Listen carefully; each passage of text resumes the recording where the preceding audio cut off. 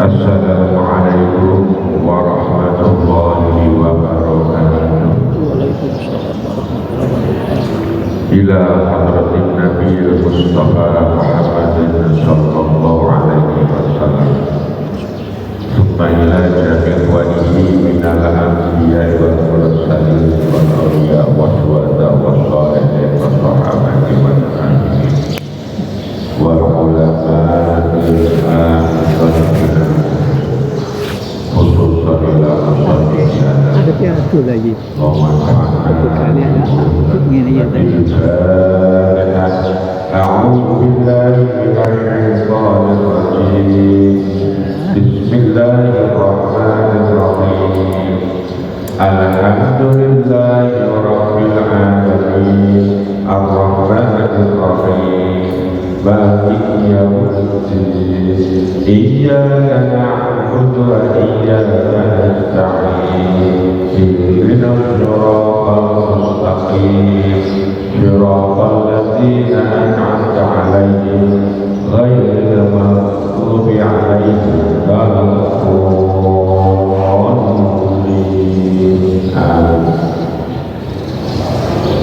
Hadirin rahimakumullah, sini saya akan melanjutkan baca kitab Riyadhus Shalihin. Bismillahirrahmanirrahim. Wa qala lan jawab Allah Ta'ala layanala ora bakal perkoleh Allah ing Gusti Allah apa luhuha pira-pira daging binatang ternak wala himalan ora pira-pira garae binatang ternak walakin lan tetapine yang berkoleh ing Allah apa at-taqwa takwa innaso minkum saling sirah. Hadirin rahimakumullah, tiang ibadah itu memang harus mengikuti aturan tata cara ibadah yang sudah ditetapkan atau disusun oleh para ulama bersumber Quran dan hadis. Ketika disampun dilampahi cocok sesuai itu kita derek menjadi jaminan apa yang kita lakukan itu akan sampai kepada Allah Subhanahu wa Ta'ala. Wonten ayat ini menyinggung masalah tiang ingkang berkorban. Allah Ta'ala tidak akan bisa mencapai ketemu dumateng Allah dagingnya kurban dan darahnya meskipun tiang itu ibadah tidak hanya gambaran dan ibadah itu yang bisa mencapai tembus bumi dumateng Allah, akan tetapi harus didorong dengan adanya niat dan ikhlas dan ketakwaan dan memang tidak semata-mata Allah. Walaupun para ulama jawab amal perbuatan yang namanya ibadah itu laksana seperti patung atau gambar surah, itu tidak akan ada gerakan-gerakan, tidak akan ada reaksi dari patung atau gambar itu kecuali ada nyawa. Lanyo awalnya wong ibadah ikhlas itu. Nah ibadah akan hanya syarat rukunnya itu dipenuhi memang dari nikmat Allah. Akan tapi yang akan mengantarkan ibadah itu masuk dalam Allah dan nanti kita dapatkan pahala ya keikhlasan ketika melaksanakan ibadah. Dan ayat ini dipendawakan takwa itu bagi yang sadar melaksanakan perintah Allah atau dia dengan sadar karena Allah meninggalkan larangan Allah. Itu yang akan sampai kepada Allah Subhanahu wa Ta'ala dan akan dicatat oleh malaikat. Itu adalah ibadah yang diterima. Maka itu ibadah kualitasnya itu sebesar apa? Itu yang membesarkan kualitas itu ya niatnya itu ikhlasnya. Semakin besar ikhlasnya, semakin besar juga nilainya. Sehingga ayat menjelaskan tentang orang sedekah atau menambahkan harta itu kan balanya minimal gitu, minimal 10 bisa meningkat jadi 70.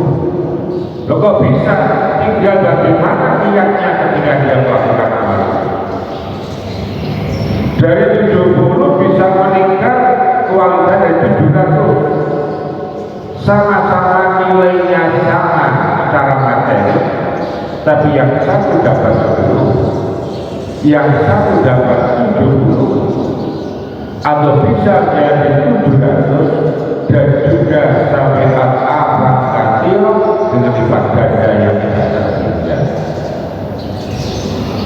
Bentuk-bentuk amal itu adalah yang menunjukkan at-taqwa minkum, ketakwaan, ketakutannya kepada Allah Subhanahu wa Ta'ala ketika bagaimana hatinya menyertai amal ibadah.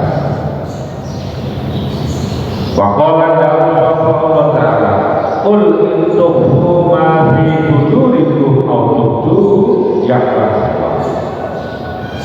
Qul ucapkan sira Muhammad sallallahu alaihi wasallam itu lamun nyamar atau nyimpen sapa sira kabeh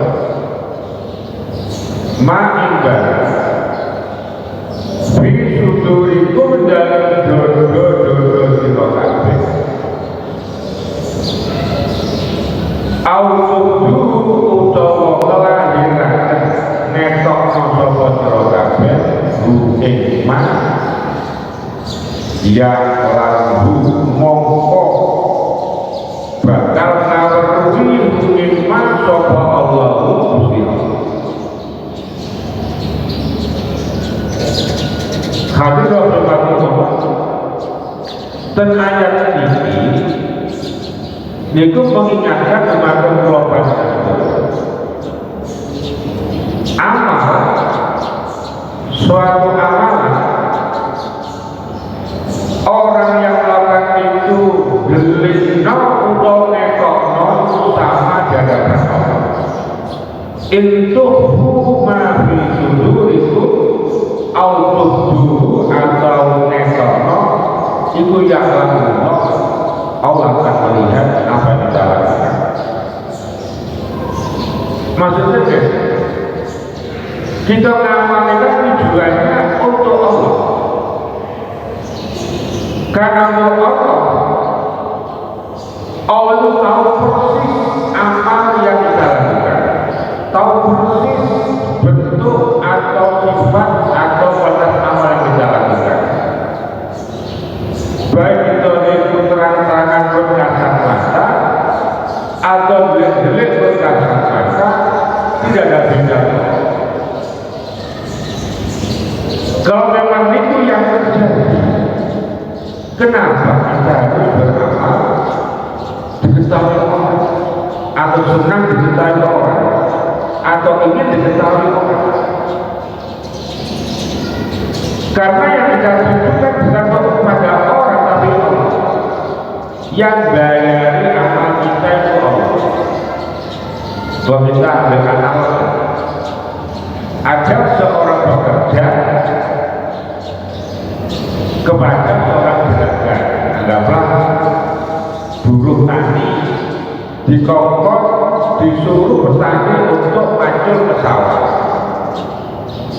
Yang namanya buruh tani kerja di ladang atas perintah pemilik sawah, pasti dia inginnya adalah dibayari oleh pemilik ladang.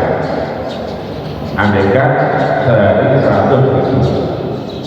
Yang namanya pekerja itu kan inginnya dibayari oleh pemilik sawah. Dan dia tidak perlu kerja di situ itu moro-moro cerita tetangga, kode dulu, apa manfaatnya? Sebenarnya bisa masuk kalau dia berangkat ke sawah dan kerja di sawah, karena memang yang bayar di pemilik sawah.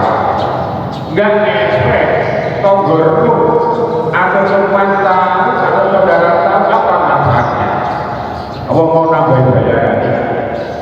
Satu itu sampai 1 second atau togornya itu apa gitu? Kan enggak. Apa saudara mau nambahin? Bahan 1.000 tapi selawanya 1 selawanya kan enggak ada tambah. Kalau enggak ada kenapa kita woro-woro tetangga? Ingin diketahui orang, tidak orang itu kan bayar. Lah, seperti itulah analognya kita ibadah pada Allah. Kalau kita masih saya surga Allah, saya rahmatnya Allah, itu yang punya hak mutlak absolut Allah. Kalau sudah yang punya Allah, yang bayari Allah, yang menghargai amal kita Allah, selain Allah tidak ada apa-apanya, tidak ada gunanya. Mau tahu ya nggak tahu ya nggak ada masalah, karena nggak ada apa, nggak akan nambah pahala yang akan terima seseorang yang beribadah pada Allah. Sehingga ini intuhu autoduhu sama, mau belino atau mau netono amal ibadah sama dengan Allah. Namanya delik itu kan untuk manusia. Gerakan Allah nggak ada. Kita bernama apapun bentuknya, mau kita samarkan atau terangan, itu yang lalu Allah sudah tahu. Allah sudah tahu. Dorong orang kerja ke sawah, seperti juragan itu nanti bukan sawah sudah. Seperti juragan itu dia sudah maju kerja sudah. Itu nanti yang disyaratkan bayarannya lagi. Hampir seperti itulah dalam kaitannya kita beribadah kepada Allah Subhanahu wa Ta'ala. Maka kalau ada orang masih mikir ibadah kita beli ini, itu sebenarnya masih belum betul ikhlas. Kalau orang sudah ikhlas betul itu, tidak ada kita beli ngetok enggak. Tapi kriteria seperti ini dalam hal ibadah memang ada beberapa Rasulullah ibadah dijelikno itu lebih besar daripada diketok.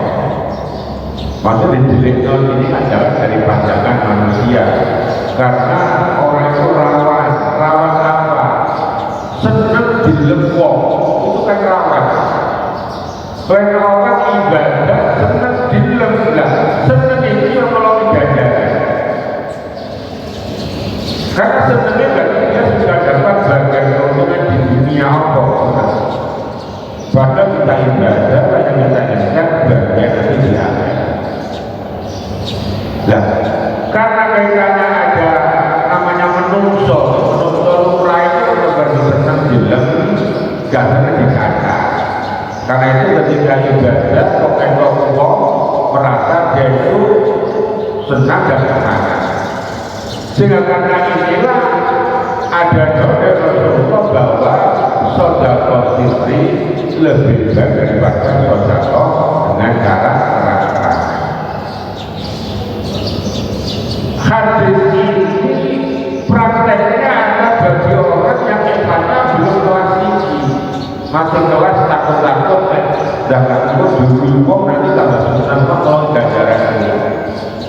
aku udah jatuh dan kita orang aja kan kurang keren apa ini kan gitu akhirnya Rasulullah jauh sodako siti sodako rahasia itu lebih utama daripada bilangannya lawan terang.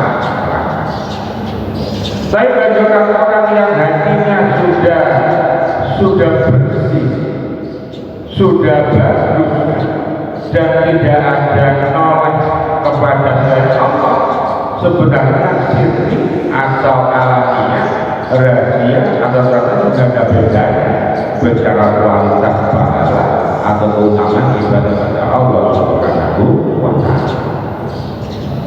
Hadirin rahimahullah. Sehingga kenapa sholat malam tengah malam itu lebih besar pahalanya pada sholat siang hari? Karena sholat tengah malam ada lebih rahasia, lebih delik dan lebih nanti terjaga hati kita untuk merasa bangga dengan ibadah karena jarang yang tahu. Tapi siang lain kadang-kadang ada ibadah itu kita dengan secara itu secara nampak jelas, itu namanya syiar Islam. Seperti sholat fardu itu diajarkan berjamaah berbiasa diketahui oleh orang. Karena apa? Karena ibadah itu kepentingannya kan bukan hanya pada pribadi yang beribadah, tapi kepentingannya adalah untuk kelas sosial masyarakat. Nek desa kampung jamaah masjid full banyak orang, berarti secara masyarakat tapi berarti orang kampung ini tak ibadah. Karena melihat sosialnya tak ibadah, maka dia pikir-pikir mau mendirikan kemacetan di situ.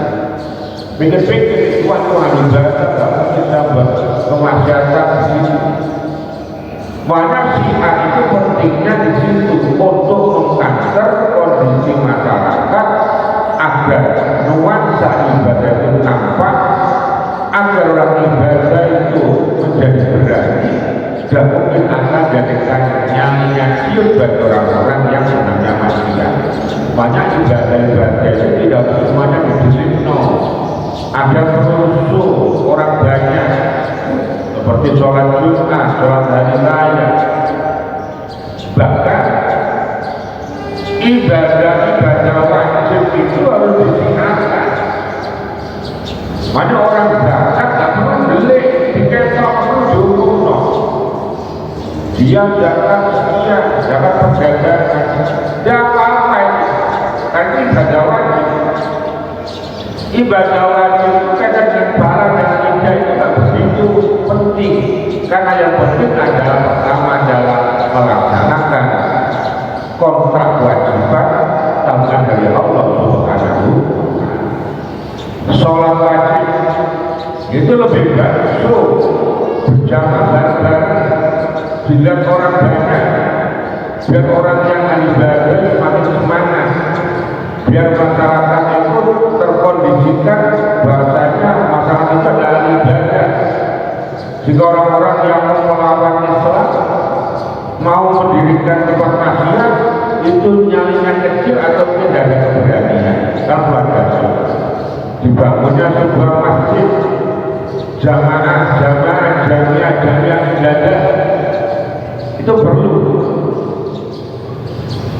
dan itu memang ada perintahnya.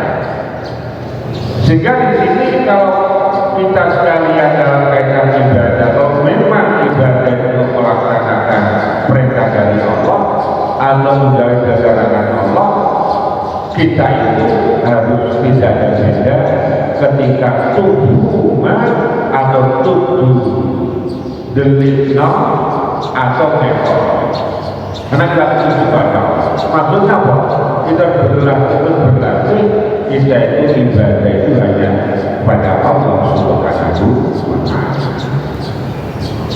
Wa an amiril mu'minin dan amiril mu'min Abi Habib Umar bin Khattab Abi Umar bin Khattab bin Ubayyah bin Abdul Uzza bin Riyad bin Abdullah bin Qurdi bin Razak bin Adi bin Ka'bi bin Lu'ay bin Ghalib al-Furaj al-Adubi radhiyallahu anhu sallallahu alaihi wasallam Umar qala dawu Umar qala sami dulu sapa Rasulullah sallallahu alaihi wasallam yaqulu dawu sapa Rasulullah inna al-amalu amin pemasine biro-biro amal iku biniyati kelawan biro-biro niat wa inna al-amri'in lan amin pemasine kedesa-desaben awal mau ibadah nawa kan niat sapa kulipiye Bapak mengenai sabana wong kang apa hijrah ilallah wa rasulan utusan bahijrah mengenai hijrah ilallah wa rasulan utusan Bapak sabana wong kang apa hijrah di dunia roh meraih dunia yusibu berkoleh sopo manda engkak tidak awim rohatin utowo wong wadon yang dibukan nikah sopo imri'in haeng roha bayi jerodu komodal bisri iman iku ilah amaring barang hada rokan jerodu rokan ilai barang mutafakun alaih hadis rahimahullah ini waktu hadis dan dikatakan Sayyidina Umar bin Khattab beliau pernah mendengar sang junjungan kita Nabi Muhammad sallallahu alaihi wasallam Jawi innamal a'malu binniyati wa innamal likulli ma nawa. Hadis ini niku biasanya memang ketika pandemi itu diletakkan di awal kitab. Karena kenapa? Karena menunjukkan pentingnya yang namanya niat. Atau saja itu sebenarnya semua amal itu tergantung niat. Niat itu penting. Karena niat itu di samping menjadikan sebuah amal itu sah, niat itu juga memberikan dampak psikologi semangatnya melakukan sesuatu. Di wali-wali niat jadinya semangat. Sehingga orang-orang dulu itu kalau orang putra tanggal apa-apa gak mari-mari ngomongnya akhir kurang niat. Lu melakukan sesuatu gak mari-mari itu ngeloknya nanti kurang niat. Ternyata niat itu bisa kaitan ibadah menjadikan ibadah ini sempurna atau benar. Niat itu menjadikan penggerak secara psikologi kerohanian untuk semangat orang itu melakukan sesuatu yang akan dilakukan. Mereka berpikir yang penting sampai ada ulama yang pendapatnya juga niat ini disarai innama sihatul a'mali dunia. Sebenarnya sahnya amal itu dengan niat. Apa suruh amal mesti saja dengan niat. Cuma seperti ada beberapa pengecualian. Jadi ada pengecualian, ada tafsirnya. Di antara yang pertama, niat itu akan menjadi sahnya amal memang untuk amal-amal yang sifatnya melakukan sebagai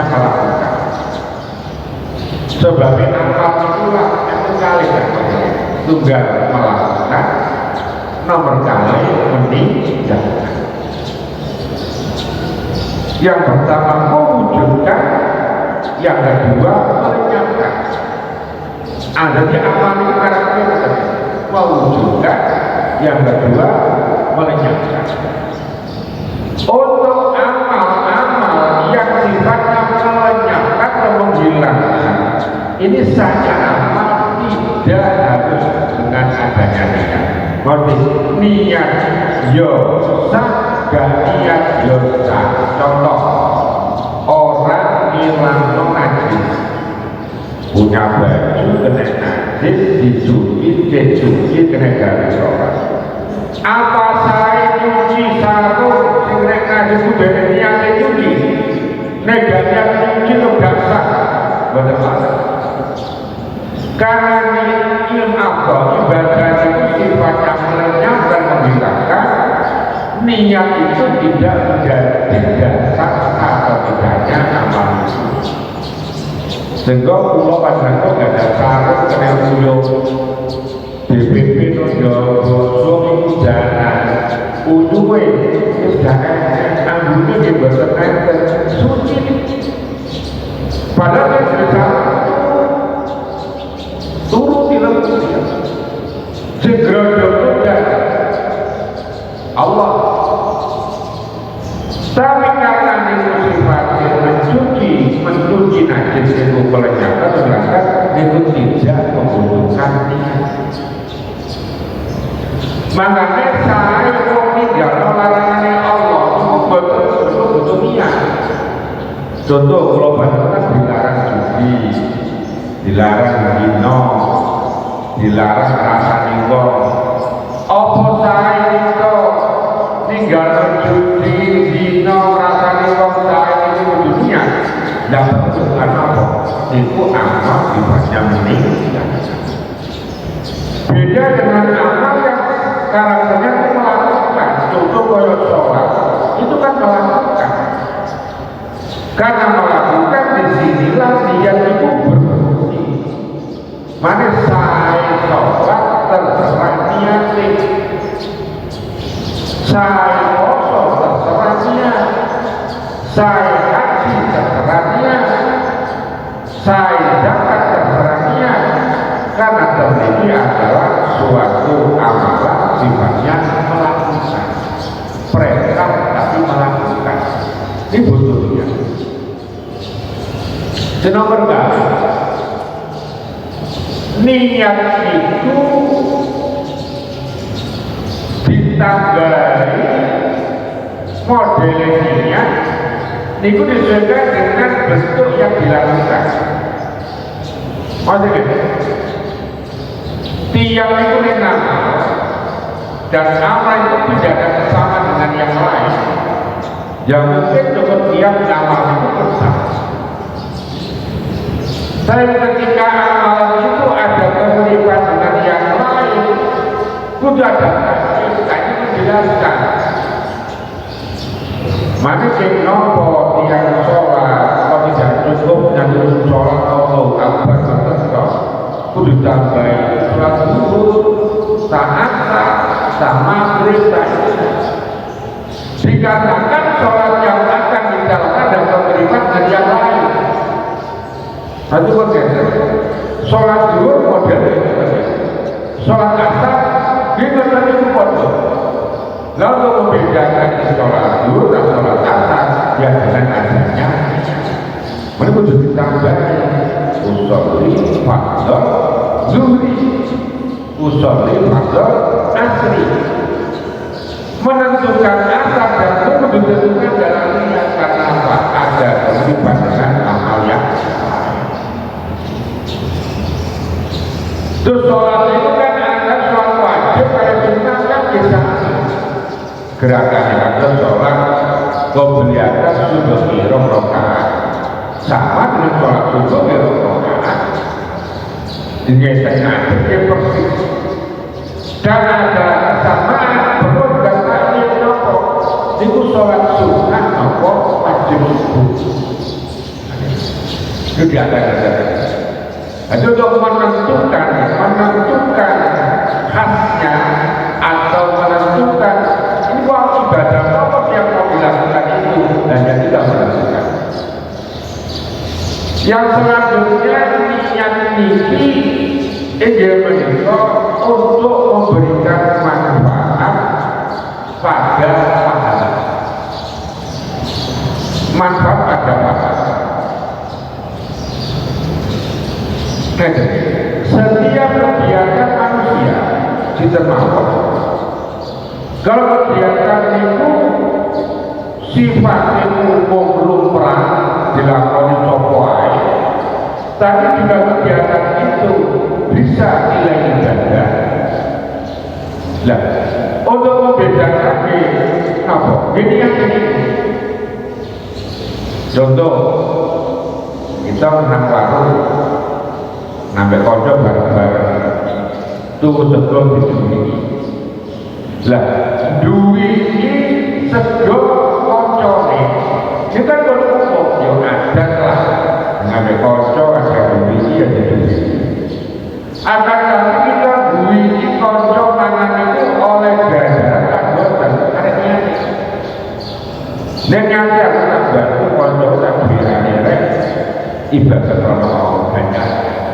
Tapi nyari di baca apa sudah duwi ini bagaimana? Karena amalan itu ada amalan, ada kemiripan, ada kegiatan, dan juga kemudian dengan ibadah kepada Allah. Yang membedakan apa? Ini kuat, nopo niat ini kuat. Dan yang lari pagi, saya kok apa yang lari pagi lah, olahraga. Lari pagi itu kan satu kegiatan yang biasa dilakukan oleh orang-orang yang ingin sehat dan lain-lain.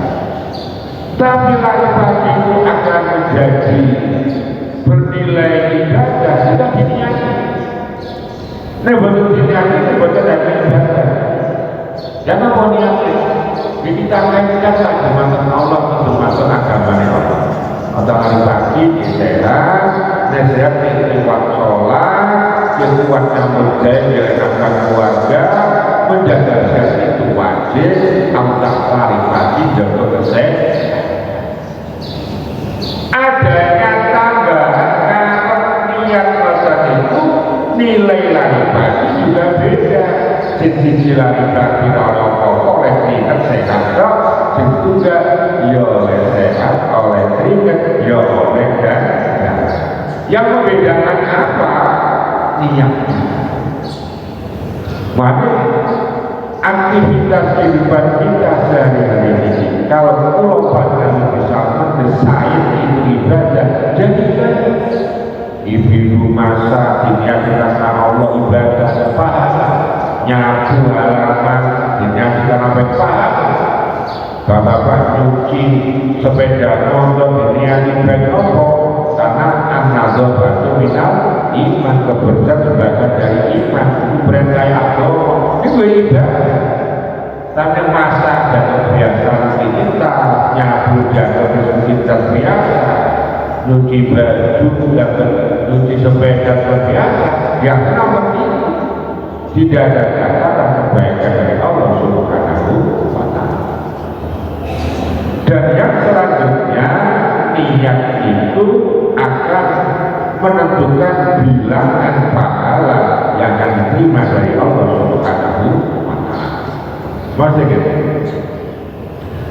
Ada satu tindakan, satu amal, tapi tindakan amal itu akan berbuah. Wah ini macam-macam. Karena enak wong ngandung jagung, dadak yo wong jagung, yo wong duren, yo orang hutan, yo wong anggur. Alangkah bahagianya nandur jagung, yo wong duren, yo wong rambutan, yo wong anggur, yo tokoh yang lain. Yang apa bisa dikatakan satu kali amal, tapi saking pinternya, wah macam-macam. Kalau banyak daya orang tentang sendiri, gerakan dengan tidak melakukan dari rumah pindah ke masjid. Tapi ini yang apa juga sholat jamaah subuh ikut balas ini. Dengan dinyati malik, terbentuk konco-konco sakoda pemimpin muslim loh ganjaran. Dinyati ngaji loh ganjaran malik. Dinyati timbangannya musuh lakoni maksiat dosa tak masjid ganjaran malik. Melakukan bisa. Tapi boleh oleh ganjaran sholat, oleh ganjaran kebahagiaan mukmin kita kedah yang menikah silaturahmi, kita saged nyati ngaji, kita niati menjaga dosa. Ini kalau pangano enek wong nandur bejago, tahu itu yo modure, yo rambutan, yo anggur. Lah iso wae duren rambutan anggur itu kantor niat. Mana yang pinter satu kali gerakan, satu kali kegiatan, niku akan membuahkan pahala yang luar biasa. Niku termasuk fungsi niat niku dari Rasulullah innamal a'malu binniyat. Mana siang niku sampun paham. Mungkin kita amal biasa-biasa, titik gara-gara kita. Jadi kalau kerjanya jam tahun nyawang nyambut gawe sak minggu. Karena apa? Saking pintere oleh mendesain niat ini dalam kegiatan. Jadi kerja saja bayarannya nyawang kerja sak minggu. Sing dilakukan setunggal tapi niat itu wadah itu saja. Dengan niat itulah yang akan dilihat oleh Allah Subhanahu wa Ta'ala. Jembo mengumpul pada sedaya setelah memahami tentang kepentingannya niat ini dan manfaatnya, mau kita pandai-pandai niat, tapi kan niatnya yang apa?